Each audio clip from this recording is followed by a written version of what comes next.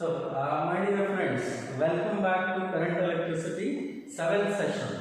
Now, in this 7th session, we are going to take a look at some of these concepts. Like, firstly, we will make a derivation of branch current. Okay, what is branch current? That we will see firstly, and how we can make a quick derivation of this expression for branch current. Okay, and then we will be focusing on the cell, electric cell, then electromotive force and internal resistance, which are the two properties of electric cell. Okay, so these are the nitty-gritties that we are going to address in this particular session. Okay, so firstly, before I begin, I want to convey to you that after a long time we are meeting back in the classroom. So accordingly, I hope you all are very happy in seeing me in the class. Okay, classroom right now. Let us concentrate on branch current part. Okay, so when we talk about branch current, it occurs in case of parallel combination of resistances. Okay, suppose I consider this particular parallel combination here. There are two resistances R1 and R2 connected in parallel to each other, and as we can see, they are connected to a cell across them, and the cell is having an EMF of V. Okay, and the cell is going to deliver a current of capital I here, and this current will get branched out into two currents, current I1 and current I2. So accordingly, these currents I1 and I2 are called as the branch currents. Why? Because resistance R1, it is called as one branch. Second branch in the parallel combination is the branch containing R2. So obviously I1 and I2 are not branch currents. Okay, fine. So now, if we just focus on this particular approach, then we can understand very clearly that here the formula that we should recall back, they are, firstly, I should remember I is equal to I1 plus I2. This is our first equation that we must remember. Then we have second equation that we should remember in this particular derivation would be PD across R1 is equal to PD across R2. Fine. So these are the two golden rules that we should adopt and remember in this particular derivation. Okay. So now over here we can comfortably see that PD across R1, potential difference across R1 is nothing but what? I1 into R1. So hence we will write here I1 R1 is equal to I2 R2. Fine. I1 R1 is equal to I2 R2. This is the first step. Okay. Then after this particular step, we will go ahead and make a cross multiplication here. So I will write this as I2 divided by I1 is equal to R1 by R2. I2 by I1 equal to R1 by R2. Now this is simple cross multiplication that we have done in between these two. Then accordingly, now over here to this particular step I will make addition of 1 here. I will add 1 on either side. So this is simple adjustment that we have to remember, adding 1 on either side. Okay, then let us take LCM. LCM can be taken here. Accordingly, I can get this as I1 plus I2 divided by I1 is equal to, here again, R1 plus R2 divided by R2. So this is the LCM. After taking LCM, we get an equation like this. Now, what is I1 plus I2? I1 plus I2, from equation 1, we know that I1 plus I2 is equal to I. So accordingly, I will say therefore from equation 1, I can write this as I divided by I1 is equal to R1 plus R2 divided by R2. I by I1 is equal to R1 plus R2 by R2. So next step, what is the thing that we require here? We require I1. That is branch current, right? So we require I1 here. So accordingly, I will simply make again a cross multiplication and say therefore I1 is equal to I into R2 divided by R1 plus R2. This is clear? Fine. I1 is equal to I R2 divided by R1 plus R2. Now over here, what is the logic that you have to follow here? Friends, see here. What is I? I is total current. Total current. Correct? It is the total current that is coming out of the cell. So I is total current. What is R2? R2 is the resistance in the other branch. So our branch is what? For I1, branch is resistance R1. What is the other branch? Other branch is R2. So hence we will say total current multiplied by resistance in the other branch divided by sum of the resistances in the parallel combination. Is it not simple? Okay, I will repeat once again. Total current multiplied by resistance in the other branch divided by sum of the resistances in the parallel combination. Okay, so accordingly, can we write I2 here?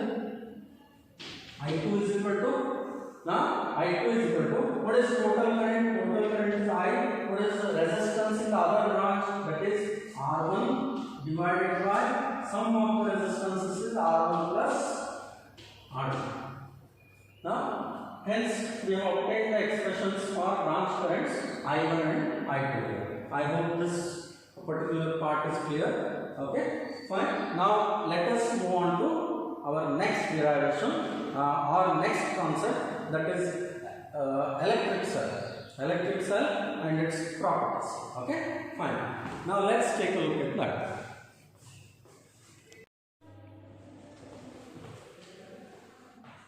Fine. Now let's begin our discussion on electric cell. What is electric cell? That particular question we will try to answer first. Okay, so electric cell.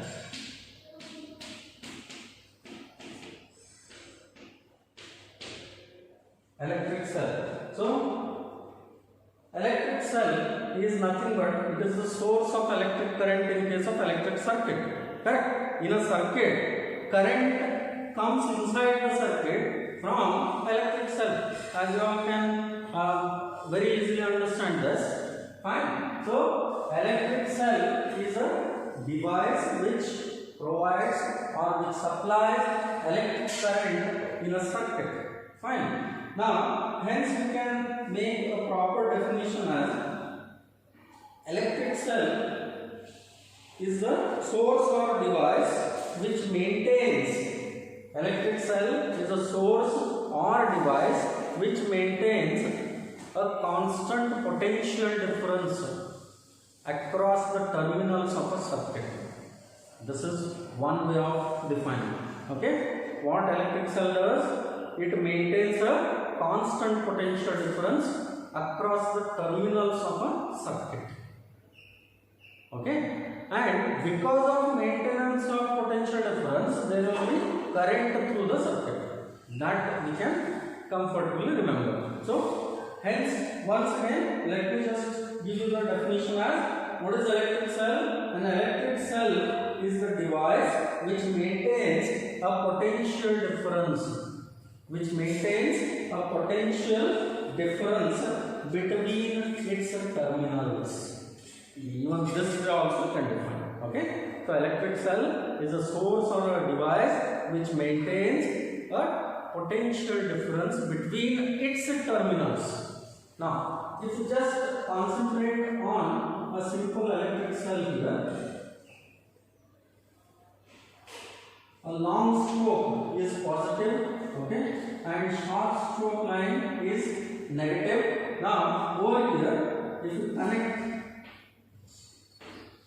if you just show them like this, okay, then this indicates an electric cell. And the gap between these two positive and negative ends, okay, this is filled with what? An electrolyte. Fine. And in your chemistry language we call it as what? An electrode. These two are called as electrodes. Positive and negative terminals. Okay. So these positive and negative terminals, they contain an electrolyte inside them. This is how we can represent a cell, but you need not represent it like this always. Okay. So simple representation would be like this. This end is positive, this end is negative here. So this is a symbolic representation of an electric cell. I hope it is clear. Fine. Now, as the definition says, what the definition is saying, an electric cell is a device which maintains a potential difference between the terminals of the cell. So in between the terminals of itself, okay, there will be a potential difference.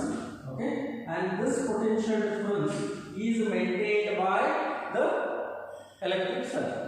I hope this definition is clear. Now let's move on to the parameters of an electric cell. So I have already told you how we can represent a cell. Representation of a cell can be understood like this.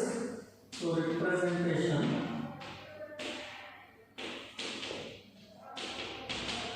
A cell is represented like this. This is how we represent a cell, and long stroke is positive, short stroke is negative. Fine. Okay. Then after electric cell, now let us take a look at battery. What is a battery? A battery is nothing but combination of two or more cells. That is called as a battery. Now, what is battery? Battery is a combination of two or more cells. That is battery. So, how we can represent it? Once again, that we will see. So, this is one cell. Then we have one more cell here. Then we have one more cell. So, cell 1, cell 2, cell 3. These three cells combined together. Now we are preparing what? We are making a battery. Okay. So hence a battery is a combination of two or more cells. That is battery. Fine. Okay. Now let's go to the next important part, that is properties that are relating to this electric cell. The first property is electromotive force. Electromotive force. In short, we write this as EMF. Okay, and many a times we represent it by symbols small e or capital E. According to our requirement, we can mention it as small e or capital E for EMF of a cell. So obviously, when we denote a cell, to this cell we represent it by capital E or small e. Then I am mentioning what? I am mentioning its EMF. This is how we can represent a cell with its EMF. Fine. Okay. Now, in order to understand EMF, now let's concentrate on what exactly the cell made of. The cell is made of what all things? Positive terminal, negative terminal, and in between these terminals there is what? There is an electrode. Okay, so positive terminal, negative terminal. Here we have what? An electrode. Electrolyte. There is an electrolyte in between positive and negative terminals. Correct? Okay, and this electrolyte has a tendency of splitting up into ions. Correct? Okay. So when electrolyte gets split up into ions, what type of ions are produced? Positive ions and negative ions. Correct? So obviously here positive ions and negative ions, in this case we can say that positive ions and electrons as well in some cases, okay, and in some cases we can denote them as positive ions and negative ions. Fine. Okay, so here we have electrolyte, and this electrolyte, when it splits up into two ions, then these negative and positive ions have to be transported. Now, in order to produce electric current in the circuit, what is the first thing that we require? We require charge carriers. Now, these charge carriers or these electrons, charge carrying electrons, are produced due to what?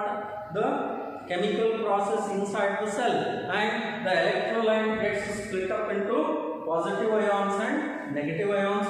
Then the amount of work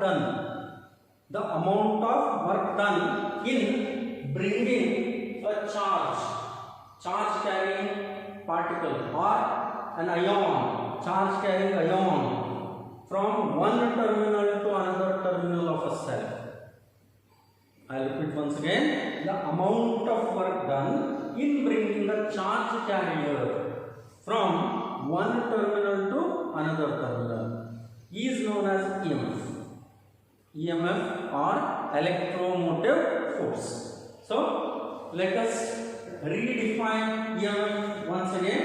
Okay, EMF of a source may be defined as the work done by the source or cell in bringing that electron, in bringing an electron or in bringing a unit positive charge from one terminal to another terminal of the cell. Okay, I'll repeat the definition once again. What is electromotive force? Electromotive force, it is the work done in bringing a unit positive charge from one terminal to another terminal of a cell. That is called as electromotive force. I hope this part is clear. Okay, so what is EMF? Can you please redefine it yourself? Okay, so it is the work done in bringing a unit positive charge from one terminal to another terminal of a cell. That is called as electromotive force. So I have repeated the definition. Now you please make a note of this definition very clearly. Fine. So this is clear. So now let's take a look at the next part.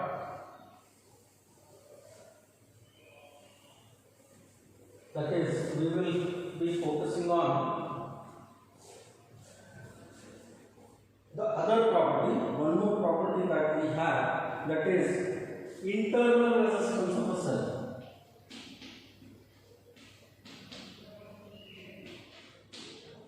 Internal resistance.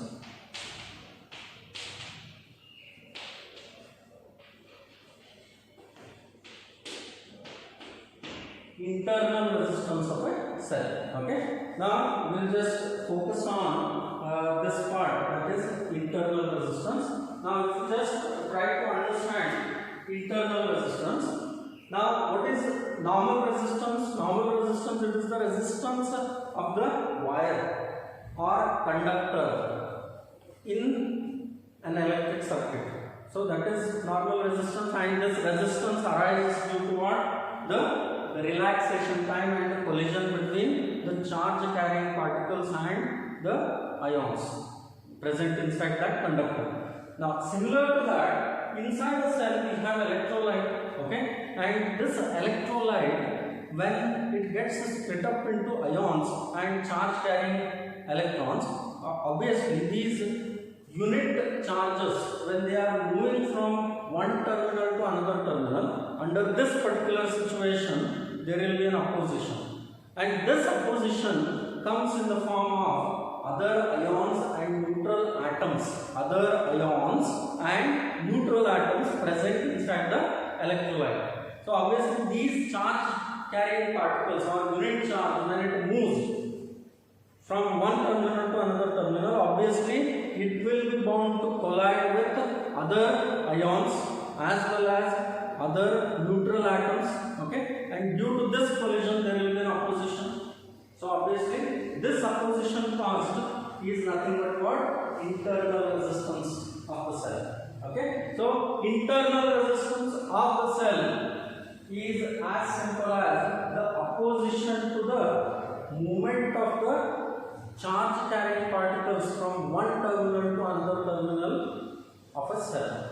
Okay, that is called as internal resistance, and this internal resistance is generated inside the cell itself. This fact you must remember.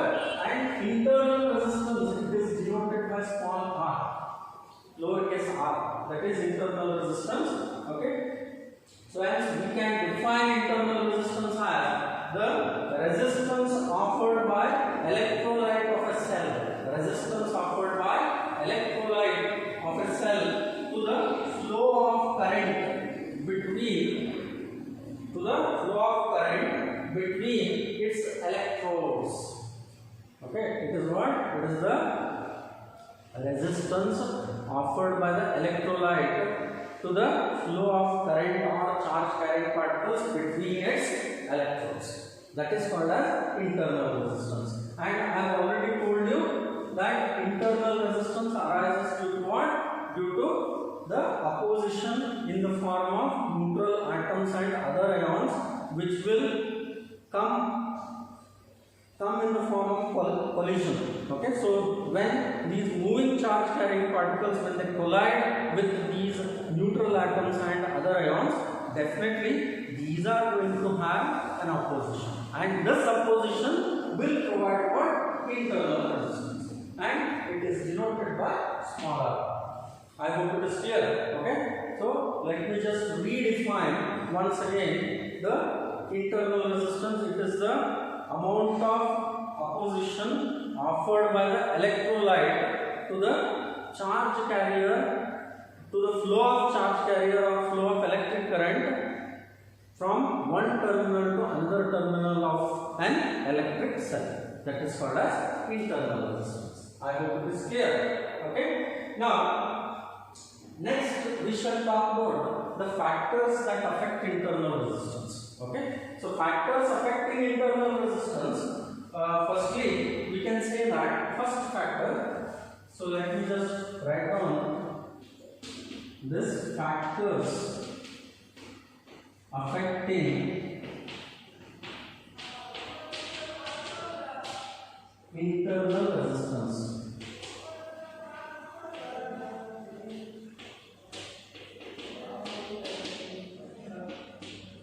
Factors affecting internal resistance. So first factor, that is nature of electrolyte. Nature of electrolyte, this is factor number one.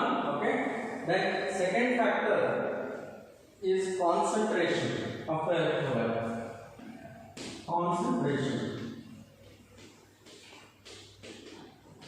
Concentration of electrolyte.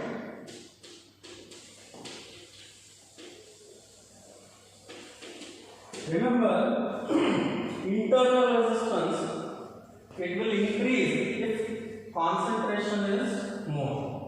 Higher the concentration, higher will the internal resistance. Okay, then third factor that will affect the internal resistance is common area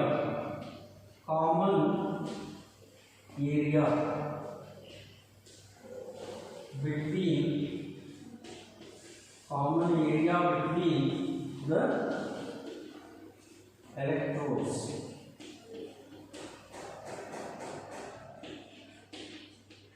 So common area between the electrodes. What is this common area? That I will just try to explain to you.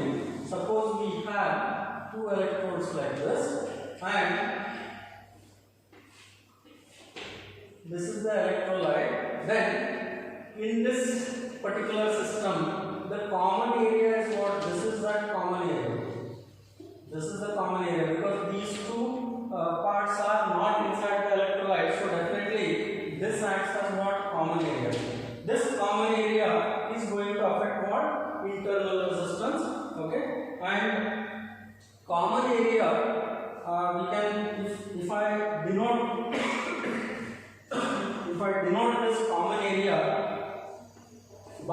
say AC.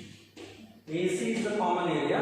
Then remember that R is inversely proportional to common area. So larger the common area, smaller is the internal resistance. This fact you please remember. Okay. So R is inversely proportional to AC. Fine. AC is what? Common area, and internal resistance will become small if common area is large. So that means whenever you buy a new battery or cell, the electrolyte level will be very high and common area will be large. Because of that reason, these new cells can conduct very happily. Okay, so their internal resistance will be less, no? Hence they can send more current inside the circuit. Correct? So this is the common area fact. Okay, so this you please remember. Okay, then fourth factor that you can go ahead and list would be internal resistance. It depends on distance between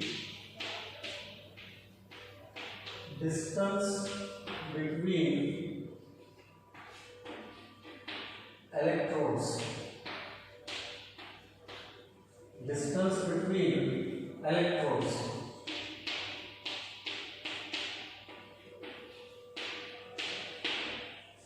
Okay, so that means the gap between two electrodes, this distance, if I take it as small d, okay, the gap between two electrodes, okay, on this internal resistance depends upon, and we should remember that, 1 minute, I'll just wipe this off. I hope you have made a note of these first three factors. Okay, fourth factor is distance between the electrodes, and this distance I have taken it as small d, and internal resistance small r is found to be directly proportional to the distance between electrodes. Okay, so that means larger the distance, larger will be the internal resistance. Fine. So that is why in case of cells or batteries, you see that in case of cells, the distance between two electrodes will be maintained to a minimum level. Okay. Have you seen a battery of worth of say 100-meter long? Impossible, right? So we max to max you can see a cell of say 1 meter, 2 meter long, not more than that. So because of this very reason, if distance between two electrodes increases, the internal resistance keeps on becoming large, and thus the cell can provide lesser amount of current. This is one important thing that you should remember. Okay, so what are the factors that we have listed down? First one, nature of the electrolyte. Okay, second one, concentration of the electrolyte. Third one, it is the common area between the electrodes. Fourth one, distance between the two electrodes. Okay, fifth one, we have listed this fourth one. Now let us go to the fifth factor. Fifth factor, it depends upon the temperature of the electrolyte. That is fifth factor. So temperature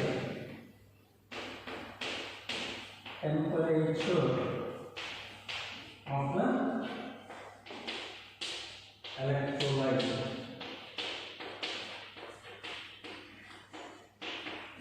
Temperature of the electrolyte. Okay, so we should remember that temperature of the electrolyte, suppose if I take it as a T, temperature of the electrolyte, internal resistance is found to be inversely proportional to temperature of the electrolyte.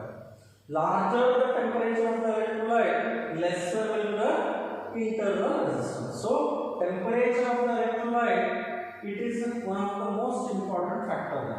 So that is why we tend to see that the electrolyte based batteries or cells, they get heated up, and once they get heated up, they will show a better performance in case of some cells. Okay, so obviously when temperature of the electrolyte is large, internal resistance becomes small. So R is inversely proportional to temperature of the electrolyte. Okay, so these are 5 important factors. Kindly remember these 5 factors. Okay, what are those? First one, nature of the electrolyte. Second one, concentration of the electrolyte. Third one is what? Common area between the electrodes. Fourth one is distance between two electrodes. Fifth one is what? Temperature of the electrolyte. Okay, so these are 5 important factors upon which the internal resistance depends upon. Okay, now let's move on to the next part. That would be on terminal potential difference. We'll just take a look at terminal potential difference. Okay, so terminal potential difference.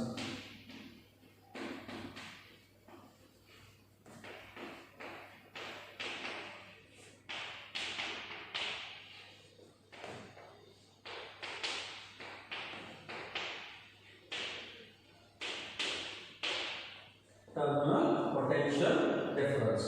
Okay.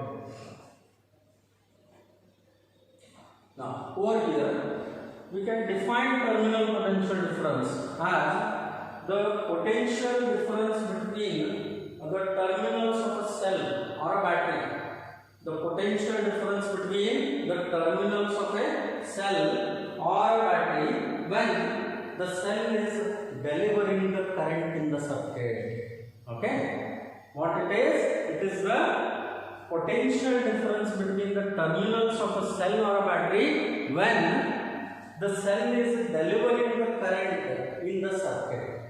When the cell is delivering the current in the circuit, then it is called as what? Terminal potential difference. Okay, so terminal potential difference. This is one of the most important parameters of a particular electric circuit or DC circuit. Fine. Okay. Now let us go ahead and derive this particular expression. We'll derive an expression for terminal potential difference. Okay. So expression for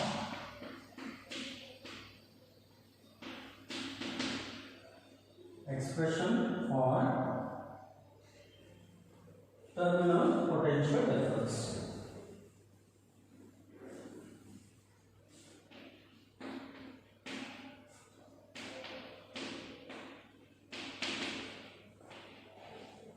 Terminal potential difference.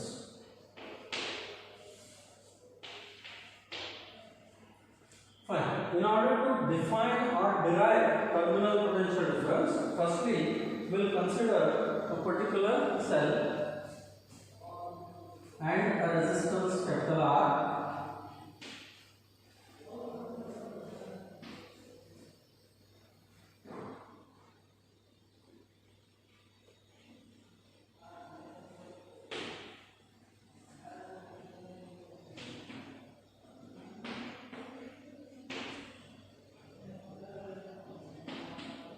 So friends, see here, the cell having EMF E has been shown here, and here I am showing a small resistance. Now this resistance is internal resistance of the cell. Remember this, okay? So this entire part is related to a cell. Fine. How we can represent a cell then? We represent a cell by its EMF and internal resistance. I hope this is clear. Okay, and I am considering an external resistance capital R being connected to this particular cell, and the cell is delivering a current of capital I into the circuit. Okay, so let us go ahead and make consideration of this particular approach. Then over here we should remember the definition. What is the definition of terminal potential difference? Terminal potential difference is nothing but the potential difference between the terminals of a cell when the cell is delivering the current. Fine. So you might ask me, sir, when cell is not delivering the current, under that situation what exactly we have? Then under that situation, remember, terminal potential difference V will be equal to EMF of the cell. V will be equal to EMF of the cell if cell is not delivering the current. when there is no current being delivered by the cell, when the switch is off, okay, when the circuit is not on, under that situation terminal potential difference will be equal to EMF. But when the cell is delivering, under that situation this EMF becomes different. That we should remember. So as our first step we will write this. V is equal to E when cell is not delivering, when cell is not delivering current. Under that situation we have this one. V is equal to capital E EMF.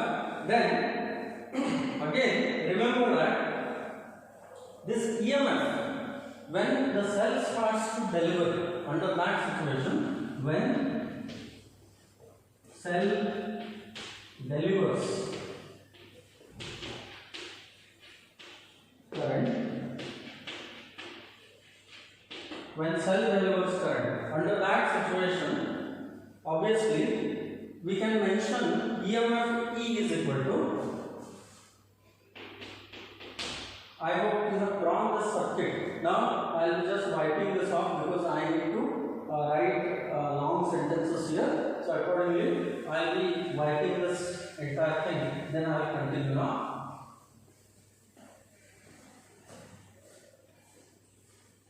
Okay, when cell is delivering the current, or when the cell is delivering a uniform current, under that situation EMF E can be written as. Now in that circuit,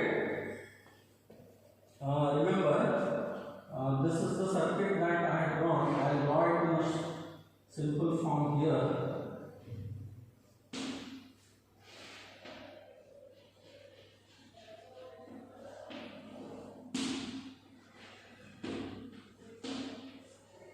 I will take this end as A, this end as B. Okay. Now when cell is delivering uniform current, EMF E is equal to, what is EMF? EMF is nothing but work done in bringing a unit positive charge from one terminal to another terminal of a cell. Correct? So accordingly, EMF E when the cell is delivering current will be equal to work done in bringing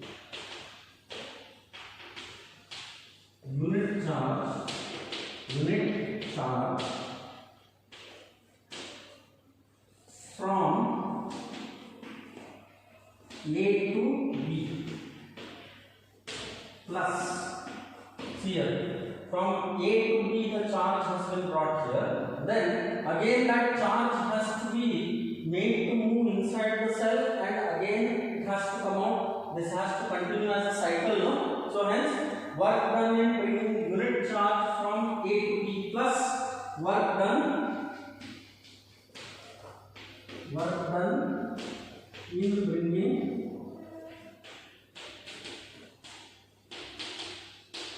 a unit charge from B to A. Are you clear? See here, what is EMF? EMF is nothing but work done in bringing a unit charge from A to B plus work done in bringing unit charge from B to A. And this we are writing under what situation? Remember that when cell is delivering the current, when there is a current deliverance by the cell, then only we write like this. Okay. Now, can you please tell me what is work done in bringing unit charge from A to B? Work done in bringing unit charge from A to B is nothing but potential difference. Correct? So I take this as this is equal to work done in bringing unit charge from A to B as V I take. Okay.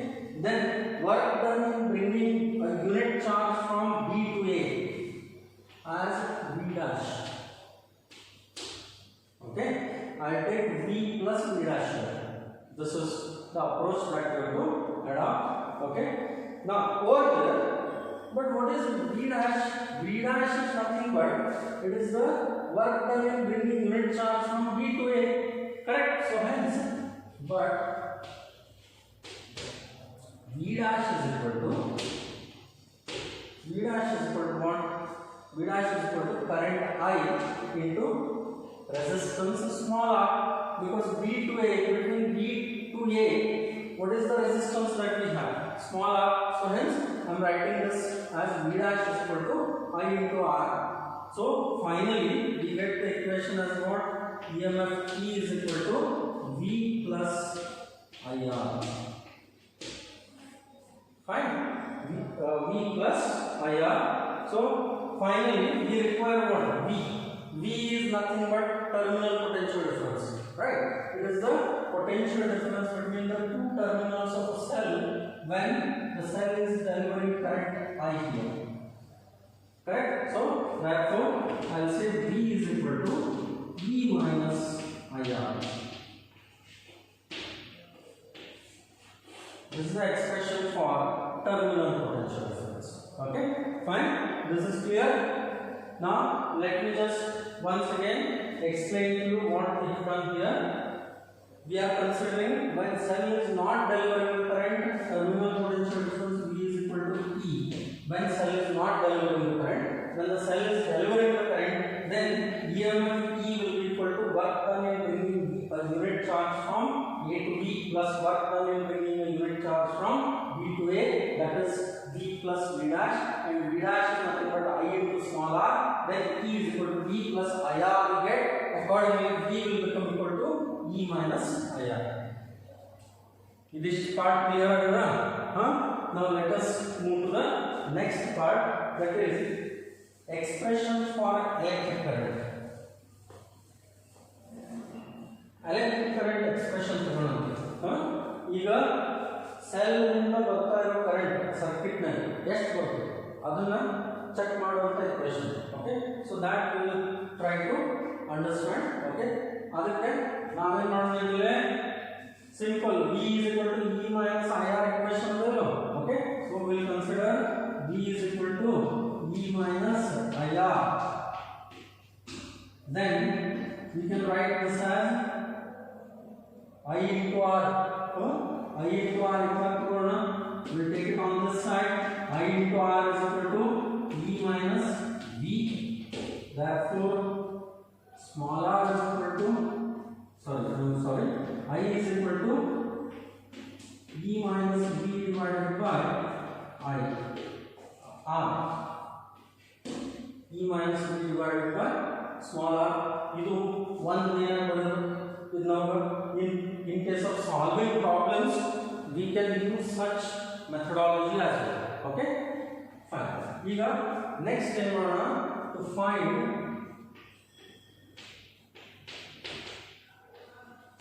to find internal resistance.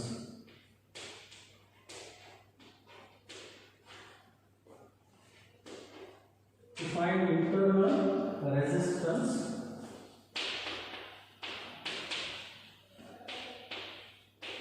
of a cell. Internal resistance of a cell. Okay, now in this case again we'll make use of the same circuit that we have drawn. Adhe equation use ಮಾಡೋಣ. ಇಲ್ಲಿ consider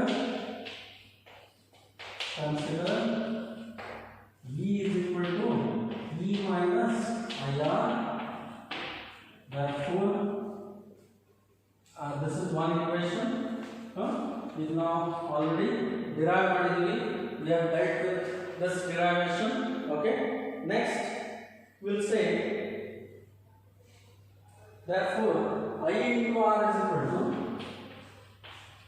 V minus E or E minus E. I into R is equal to E minus V. Okay, so this will obtain. Then again I is equal to, we also know that I is equal to what? From Ohm's law, I is equal to, you say, but I is equal to V is equal to IR, hence V divided by R. Correct. This is for external circuit, external resistance. Our circuit diagram draw ಮಾಡಿದ್ರೆ ಅದನ್ನ ಹೇಳಿದ್ರೆ. Okay, in that we are considering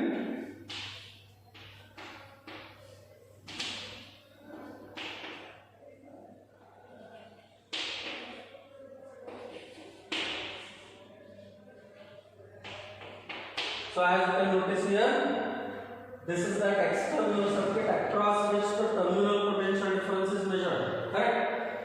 That terminal potential difference divided by resistance. Resistance R, that is nothing but what? I is equal to V by R. Okay? So accordingly, if you substitute this value here, then what will you? Therefore, I will say V by R into small r is equal to E minus E. Do we agree on this? Are we okay with this? Okay, fine. So, hence, small r is the one that we require. So, therefore, we will say small r is equal to E minus B into R by E. Cross multiply. Okay, then we get this as, therefore R is equal to E minus B divided by V into capital R. This is the expression for internal resistance of the circuit. I hope this is clear. Okay, next step. ಮೂರನೇದು ಏನಪ್ಪ ಅಂದ್ರೆ to find electric current. Expression for to find expression for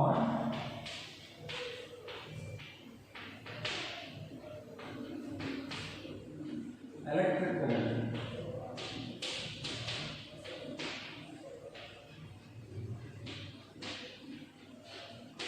To find expression for electric current. Now, in this case, I will be considering the same equation that we derived, V is equal to E minus IR, and over here I will say V is equal to E minus IR, and this implies I is equal to what? I is equal to E minus V. I mean I into R is equal to E minus V. Okay. Now, but what is capital E and capital B here? Now, if we just adopt this particular equation, okay. Now, what we shall do is I will shift this V on this side. Okay. So therefore, I can say V plus IR is equal to V here. V plus IR is equal to E. This implies, now what is V? Capital V is terminal potential difference. So hence I write this as I into capital R plus I into small r is equal to E. This implies I into bracket R plus small r is equal to E. This implies I is equal to E divided by R plus R. I is equal to E by R plus R. Now, these are three important derivations that we should remember. First one is terminal potential difference. Fine. Second one, expression for internal resistance. Third one, find the expression for electric current delivered by a cell. I hope these all discussions are clear. Okay. ನಾನು ಮುಂದಿನ ಸೆಷನ್ನಾಗ cells combination ಬಗ್ಗೆ ಮಾತಾಡೋಣ. Series combination, parallel combination of cells. Okay. ಅದರದ್ದು derivations ಬರ್ತಾವೆ. Okay. ಅವನಷ್ಟು ನೋಡೋಣ ಅಂತ. ಅದೆಲ್ಲ ಆದಮೇಲೆ ಸ್ಟ್ರೈಟ್ ಅವೇ ಪ್ರಾಬ್ಲಮ್ಸ್ ಹೋಗೋಣ. Okay fine. ಸೊ ಇವತ್ತಿಂತ ನಾನು ಕವರ್ ಮಾಡಿದ್ವಿ. ಎಲ್ಲ ಪರ್ಫೆಕ್ಟ್ ಮಾಡ್ಕೊಡ್ರಿ. ಎಲ್ಲ ಚಲೋತ್ನಾಗ ಓದ್ರಿ. ನೀಟಾಗಿ ಎಲ್ಲ ಡಿರೈವೇಷನ್ಸ್ ಒಂದು ಕಡೆ ತಕ್ಕೊಂಡು ರಿಪೀಟ್ ಮಾಡ್ತಾ ಇರಲಿ. ಫೈನ್. ಸೊ ಆಮೇಲೆ ನಿಮ್ಗೆ ಏನಾದರೂ ಡೌಟ್ಸ್ ಇದ್ದರೆ ಪ್ಲೀಸ್ ಕೇಳಿ. you can ask me directly, and you all wait till my next session. Thank you very much. Have a nice time.